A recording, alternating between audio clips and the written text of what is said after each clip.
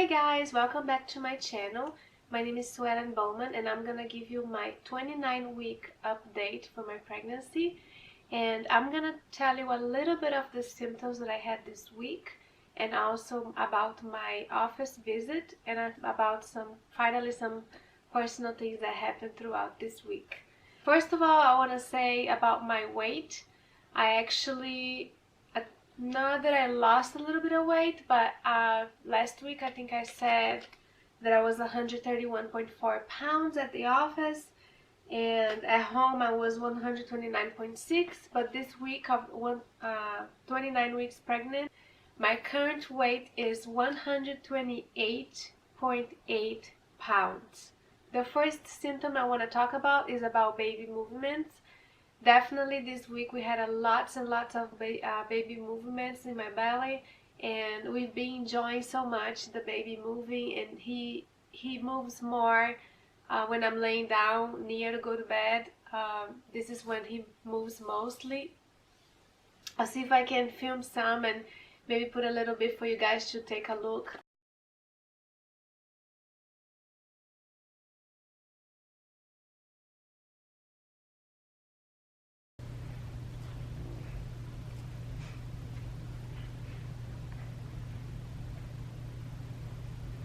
I got that on film. You laugh and your whole belly moves. Laugh.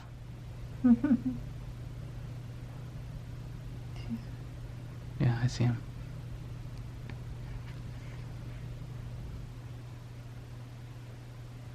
That's all that. It's right here.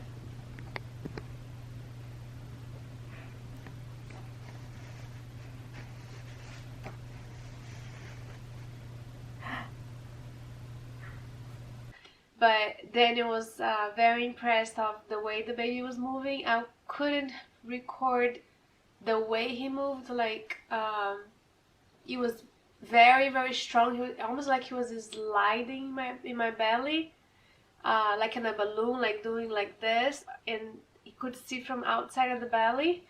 But it was super nice, and this week I've been really enjoying the baby movement. The other symptom I'm gonna talk about is Braxton Hicks. I wasn't quite sure. I even mentioned to my last appointment last week when I was 28 weeks pregnant that I thought I had Braxton Hicks, but they were not lasting a long time. And now I'm pretty sure that I actually having Braxton Hicks. The Braxton Hicks is usually, for me, I feel like the belly gets really hard, and then also I feel like it's really almost like I have a ball, like that almost feels like the baby concentrates in one area of the belly, and it feels really hard in that area of the abdominal area. And because all my energy go there, I feel like I can't do a lot of things.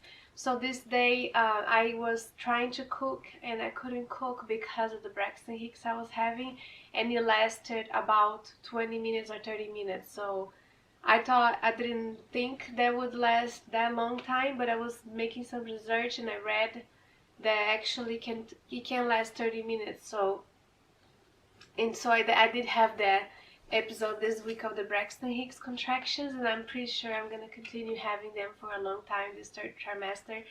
Yeah, if you don't know what the Braxton Hicks are, they're training contractions, so the body will start having contractions just to train the body and prepare for labor. Doesn't mean anything, like if you have a lot of them, that means it doesn't mean that you're gonna have your labor earlier, or if you don't have them at all, it doesn't mean that you're gonna have your baby later. Braxton Hicks does not give you any indication on when you're gonna have your baby. It's just the body preparing for labor, but it really doesn't tell you a lot of information as far as when you're gonna go into labor. It's kind of the same thing about knowing how dilated you are. Like, it doesn't really help to see how many centimeters you're dilated. You basically can know where you are at as far as dilating, but at the same time it doesn't really tell you, oh, like you're really near to to have, like, it doesn't tell you when you're gonna labor. So one person can be 1 centimeter dilated and the next day will be 10. One person can be 3 centimeters dilated for weeks. So it's just kind of the same thing. It doesn't really give you a lot of information as far as exactly when you're gonna be on labor. The other symptom I had is I had very dry lips and skin. I noticed this week that my skin and my lips were really dry, so I needed to use a lip balm specifically for that. And also, my mom gave me, I mentioned to you guys, my mom gave me a moisturizer for my face, and so I've been using a lot, especially before makeup. I use the foundation from MAC brand. I have some lines here in my forehead that if I don't use any moisturizer and I just put the foundation, it feels really dry. I feel like the foundation makes my skin drier. So what I do is that I put moisturizer, facial moisturizing in my face, and then after that I put the primer and then the foundation, and that makes a lot of difference. But I may try the other line of MAC foundation that is not specifically for dry skin, but it's for normal skin. So I may try that other foundation that is more lightweight and see if that will be better for my skin for now. But it's really dry right now, and I think it's really pregnancy related. And also my skin in general is very dry. My hands feels very dry. Like those areas over here, I don't know if I call that, but it really feels dry over here. My knees over here as well, and my legs. So I feel like I need to use a lot of moisturizer and a lot of body lotion, and drink a lot of water as well. I think that helps, but I definitely need to use something in my skin to help. I mentioned again I had last week, and I continue having this week the bleeding gums. But as I told you guys, I've been flossing every single day and using the mouthwash. The dentist recommends to use the mouthwash twice a day and the flossing at least once a day. So that's what I've been doing. I've been brushing my teeth after every meal, and then I floss at least once a day and the mouthwash twice a day. That's what I've been doing, and I think it helped. Last week it was a little worse than right now, so I feel there is improvement on the bleeding, but it's still bleeding, which is another very common pregnancy symptom. I also felt really extremely tired, and I don't know if that's associated with the Braxton Hicks, because the Braxton Hicks, they really, at least I feel very tired when I have them. I feel like there is a lot of energy of the body to concentrate on those Braxton Hicks contractions. Concentrates everything on my abdominal area, in my belly. And so I feel like because of this, a lot of energy of my body, like I feel I need to sit down and rest. But particularly this week, I was so tired that day that I don't know why, I just went to bed at 8 o'clock at night. And for me, it felt like it was seriously 1 a.m. in the morning. And so I was very tired, and at the same time I was very irritated. Like, you know, when you're very fatigued and you're very tired, that to the point that you are like moody, that you need to really go to bed. That's the way I was. So I went to bed at 8. I really went to bed. I slept the entire night, and I felt better the next day. So those are my symptoms. So let's talk about my doctor visit. This week I went to the office because I was 29 weeks. Last week I did my 1-hour glucose test. I'll explain a little bit to you guys about it. All women here in the United States have to do the glucose test at between 24 weeks and 28 weeks of pregnancy to screen for gestational diabetes. And because I had gestational diabetes during my previous pregnancy, they tested me twice, so I had to do 4 tests. I did the 1 hour and the 3-hour glucose test when I was about 23 weeks pregnant.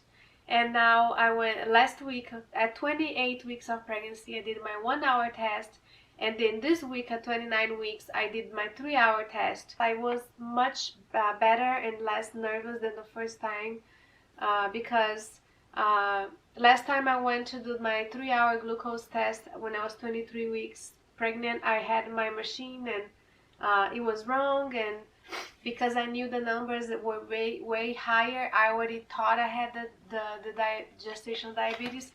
But then this week when I did the glucose test again, knowing that my machine was actually not calibrated and it was expired, the strips and everything, I didn't get not as near as nervous and stressed about it.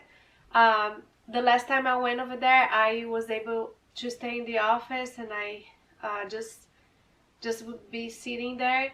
But this time around, I decided, and I asked them if I could be in the car, and she said, as far as you are in the parking lot and you are in the car, you're fine. I went to the car and I was like able to talk to my mom and talk to my dad, and I was like talking to them and distracting my mind, and also doing other things that in the office you really can't really, I don't feel comfortable talking on the phone for a long time there in the office because there are other people in the waiting room.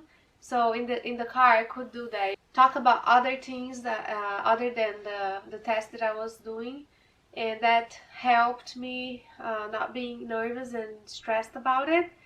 They gave me a drink the first time, was like a fruit punch, and it was very sweet and terrible. This time around they gave me an orange drink, and it was, in my opinion, I thought the orange drink was less sweet and much better, much easier for me to swallow and drink everything. Not that the orange one is good, like they are both terrible, but I thought the orange drink was better.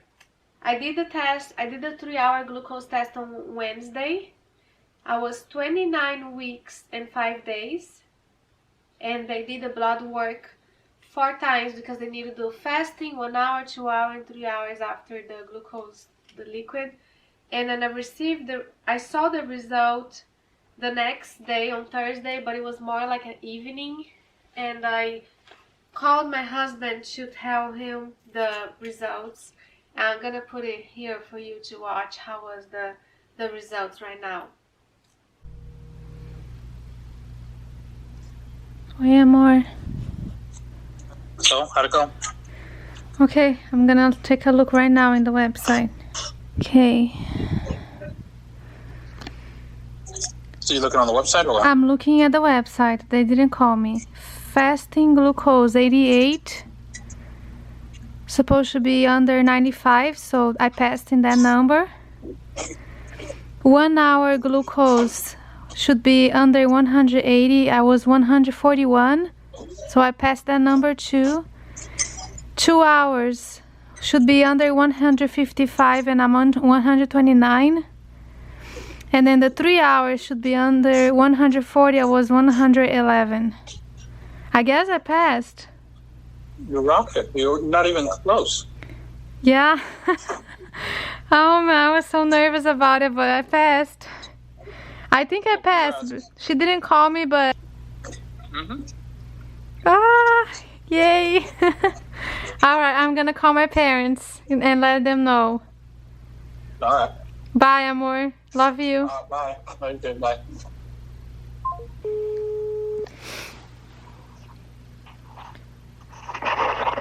Oi, pai. Oi. A mãe tá aí com você? Tá. Pai, eu acho que eu passei. Eu passei no teste de diabetes. Deu negativo? Não, beleza, então. Então, que bom, né, mãe? Ótimo. Isso aí também. Ficou bom mesmo. As you saw in the video, my numbers were way below the reference rate range, and so I wasn't even near to be diabetic, and I'm very happy. I was very happy. I was actually already expecting not to have diabetes because during my normal meals with a regular diet in my house, I was never I never had a high number. So I thought, I don't think I have diabetes. The numbers were not, I didn't have the numbers for a diabetic person during my normal diet. And so I didn't think I was gonna have it, and I was right. I actually passed the 3-hour glucose test. The nurse called me. She said that you definitely don't have this gestational diabetes.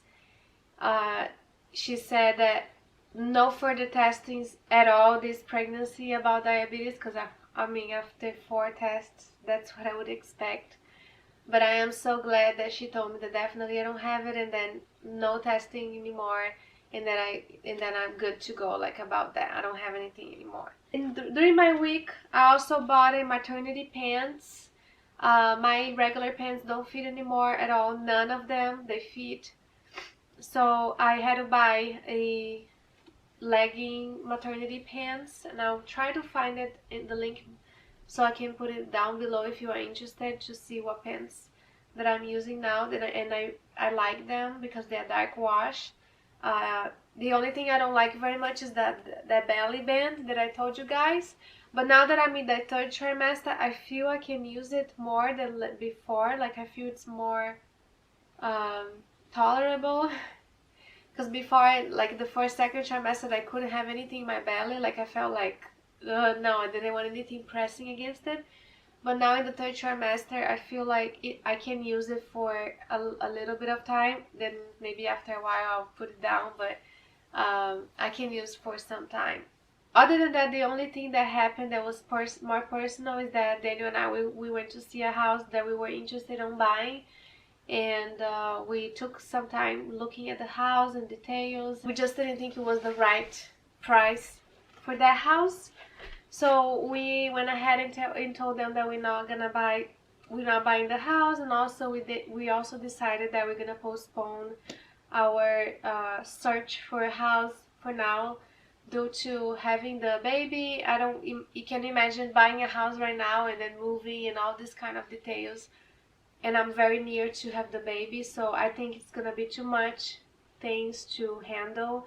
And moving is very stressful regardless, having lots of boxes and stuff that you need to pack and unpack, and I don't think it's just a good moment to do that kind of decision right now. So we definitely postponing for next year after the baby's born, after we paid all the expenses with the baby, delivery and all. We thought that, like, there was a very rational decision. Emotionally, it would be very exciting to have a new house and buy a house for us, but I think we did the right decision by just being rational. And that's it for this week, guys. Thank you so much for watching this video. Please don't forget, subscribe to my channel so you can see my videos, and if you want to receive notifications for my next videos, click on the bell. And I also make some videos about maternity in general. I have a toddler, he's 2 years old. So if you want to take a look at all the other videos, please go check it out and see what videos I have there for you. And don't forget to see my bump. I have a really short video at the end of this video that you can take a look and see what is my 29-week belly. And I hope to see you guys next time. Bye bye!